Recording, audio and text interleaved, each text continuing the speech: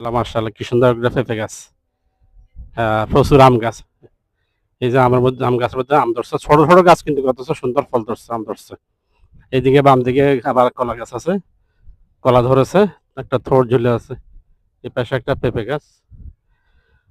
খুব শীতল বাতাস প্রবাহিত হচ্ছে। ঘুরতে আসলাম আলতাপ মাস্টার ঘাট পরিবার পরিজন নিয়ে। কেউ ওইদিকে ঘুরতেছে, কেউ নদীর পাড়ে ঘুরতেছে, আমরা এদিকে আসলাম। এই যে সুন্দর পেঁপে গাছ, মাশাআল্লাহ, আলহামদুলিল্লাহ অনেকগুলি পেঁপে ধরেছে। হ্যাঁ, এরপর একটা এটা সম্ভবত লেবু গাছ, ওই লেবু গাছে লেবু ছিল। হ্যাঁ, হাঁটতেছি, প্রচন্ড বাতাস, মাশাআল্লাহ। এতক্ষণ যে প্রচন্ড গরম ছিল, এখন এই বাতাসের কারণে স্বস্তি পাচ্ছি। এই যে একটা পেঁপে গাছ, মাথা কেটে ফেলা হয়েছে। এই তারপরে দেখেন বাকি যে শাখা প্রশাখা বেরিয়েছে, ওখানে পেঁপে ধরেছে, মাশাআল্লাহ, আলহামদুলিল্লাহ। ঘুরতে আসলাম আমরা। ওই সামনে একটা পুকুর, পানি বোধহয় সেচে ফেলেছে, তাই সীমিত পানি আছে। এবার আমরা ডান দিকে নেমে যাই, নেমে গিয়ে ঘাটে উঠবো। অনেক মসজিদে আজান হয়েছে,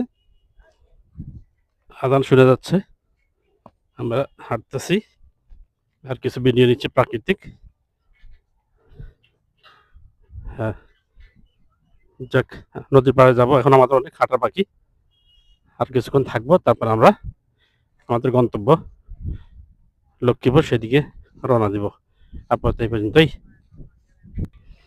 এই যে একটা পুকুর, পুকুরের ভিতরে গরু ঘাস খাচ্ছে, শীতল বাতাস আছে, চতুর্দিকে অনেক ঘাস।